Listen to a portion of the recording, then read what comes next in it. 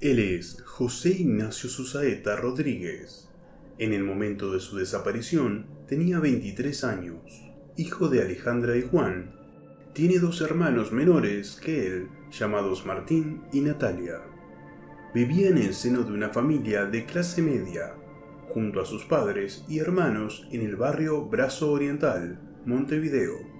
Tenía una relación estable hacía aproximadamente 5 años con una chica llamada Stephanie. En el momento de los hechos, Ignacio se encontraba cursando estudios terciarios de Ingeniería en Sistemas en la Facultad de Ingeniería de la Universidad de la República. Una semana antes de su desaparición, él había ido de vacaciones con sus amigos al balneario Punta del Diablo, ubicado en el departamento de Rocha. Estando allí, nadie pudo advertir ningún tipo de anomalía o comportamiento extraño a lo habitual en él. Según declaraciones de su padre, era un chico sumamente inteligente, tenía proyectos a futuro, incluso al volver de las vacaciones tenía pensado dar clases particulares de matemática en su casa. Para los amigos de Ignacio y compañeros de universidad, él era un chico muy tranquilo, inteligente y solidario. El día 23 de enero del 2015, Ignacio fue visto por última vez por sus padres en su casa en Montevideo. Exactamente, corrían las 20 horas, cuando salió en su auto Chevrolet Spark de color negro. Le avisó a sus padres que iba a llevarle un cuaderno a un compañero de estudio, y que luego pasaría a buscar a su novia Stephanie para retornar posteriormente a su casa y participar de una celebración familiar por el cumpleaños de su padre. A las 22:30, su madre, preocupada por su demora, le pidió a su hermano Martín que se comunicara con él a su teléfono celular. Su hermano lo llamó y es en ese momento que Ignacio, con palabras muy breves, le dice «ya voy», siendo esas sus últimas palabras. El día 24 de enero, a primeras horas de la mañana, la familia de Ignacio realiza la denuncia por su desaparición en la seccional de policía número 12. El 25 de enero a las 17:30, o sea, 2 días después de su extraña desaparición, se encuentra el auto que Ignacio conducía esa noche. Dicho vehículo estaba cerrado, con su alarma, y se encontraba ubicado frente a una heladería en el barrio Lagomar, en el departamento de Canelones. En su interior se encontraban algunas de sus pertenencias. Había una mochila, su cartuchera y cuadernos con algunas notas escritas. Había una nota escrita que, según los peritos calígrafos, determinaron que era la letra de Ignacio, pero que en algunos párrafos habían cosas escritas de tal manera que se cree que estaba siendo presionado por algo o alguien, ya que su tipo de escritura era muy distinta al comienzo de dicha nota. Era una carta rara, afirmaron los investigadores.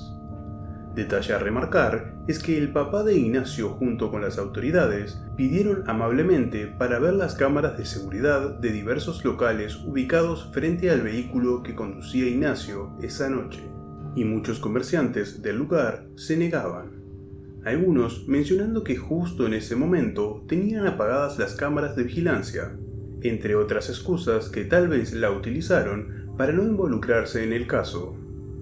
Tras la insistencia de pedidos de ayuda a través de las cámaras de seguridad, jamás lograron ver el contenido de una cámara. El día sábado 23 de mayo del 2015, a Alejandra Rodríguez, la mamá de Ignacio, se le paralizó el corazón al recibir una llamada anónima que decía lo siguiente: «Si querés volver a ver a tu hijo, tendrás que hacer lo que te digamos». A lo que Alejandra respondió: «Si no me das pruebas de que es Nacho, yo no pienso hacer nada». La persona que estaba del otro lado del tubo le dijo: «¿Quieres pruebas?». Ella rápidamente respondió que sí, y Alejandra, muy desconfiada, nota y escucha que otra persona agarra el teléfono del otro lado y le dice: «Mamá, hacé lo que te dicen, si no, me van a matar». En el tubo del teléfono se vuelve a escuchar la misma voz inicial de la llamada, diciéndole: «Ahí tienes la prueba, yo la voy a llamar en 5 minutos, le voy a dar una dirección y deberá llevarme una suma de dinero». Alejandra, muy segura, le dice: «Quien me habló no es mi hijo Ignacio». El sujeto le responde: «Usted está jugando con la vida de su hijo», en la que ella le menciona: «Yo sé que no estoy jugando, él no es Ignacio». Cuando la llamada anónima finaliza, su mamá queda totalmente paralizada por la situación que había tenido que pasar. El día 27 de enero del 2015, la Armada Nacional realizó un rastrillaje en playas y lugares baldíos cercanos. Se pidió el apoyo de los perros adiestrados para rastrear cadáveres y restos biológicos. El 2 de febrero del 2015, el jefe de Relaciones Públicas de la Armada, Gastón Jaunzolo, dijo que la búsqueda del joven continuaría en las localidades de Lagomar y Solimar, ambas pertenecientes al departamento de Canelones. En el mes de marzo del 2015, el vehículo, después de estar periciado, fue entregado a la familia, y es ahí cuando sus padres encontraron en el interior su billetera, pero sin su documento de identidad. Al cabo de mucho tiempo transcurrido, recién el día 24 de junio del 2015, el Juzgado de la Costa ordenó a la policía de Canelones difundir a los medios las fotos y una breve descripción del joven Ignacio Susaeta. El 1 de julio del 2015, familiares y amigos realizaron una marcha pidiendo así avances en la investigación del caso y su búsqueda. En febrero del 2018 hubo un cambio de juez de la causa, convirtiéndose en el cuarto magistrado que tenía este caso. Juan Eduardo Susaeta, padre de la víctima, menciona a los medios lo siguiente: «Nos levantamos y acostamos pensando en Ignacio. Cada vez que salimos a la calle, miramos los rostros de la gente buscándolo, y siempre con la esperanza de que quizás, algún día, lo vuelva a ver».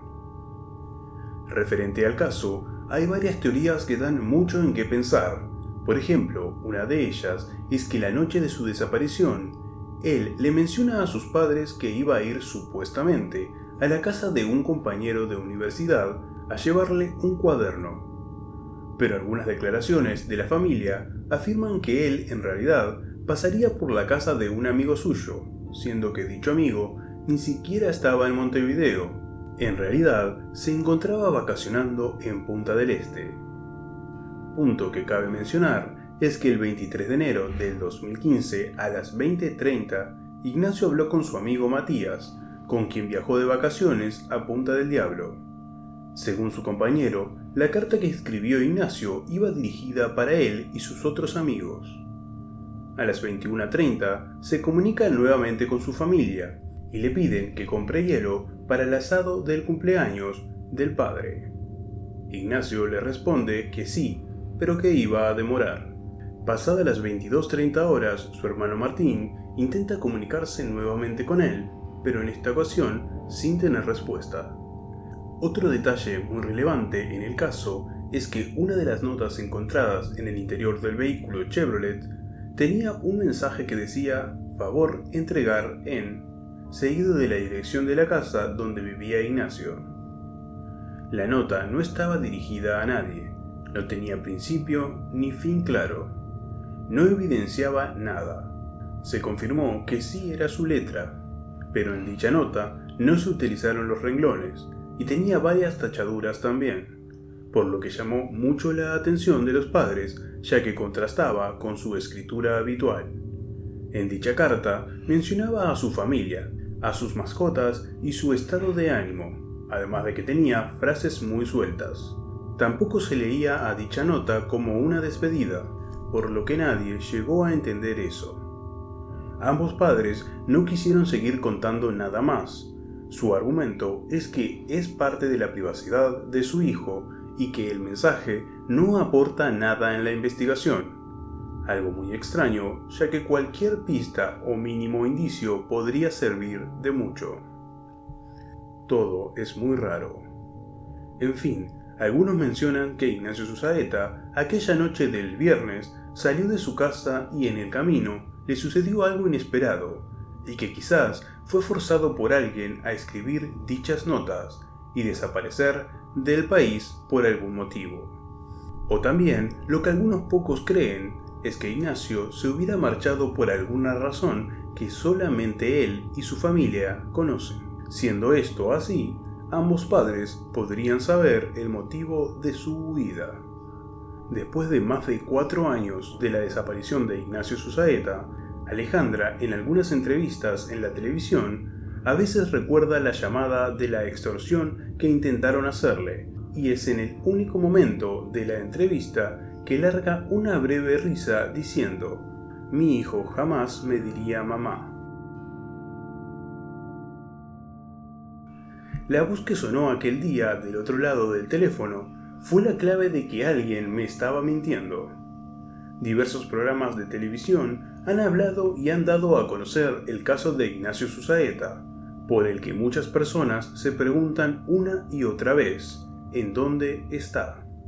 El caso de Ignacio Susaeta es uno de los grandes misterios de Uruguay sin resolver, que se ha dado a conocer en las últimas décadas.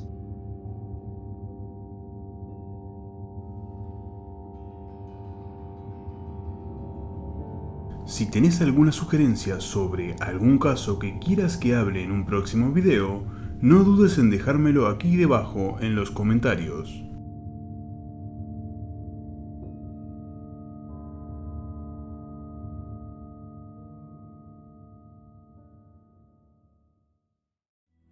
Si te gustó el video, deja tu like, compartilo y muy importante, suscríbete para no perderte ninguno de los videos.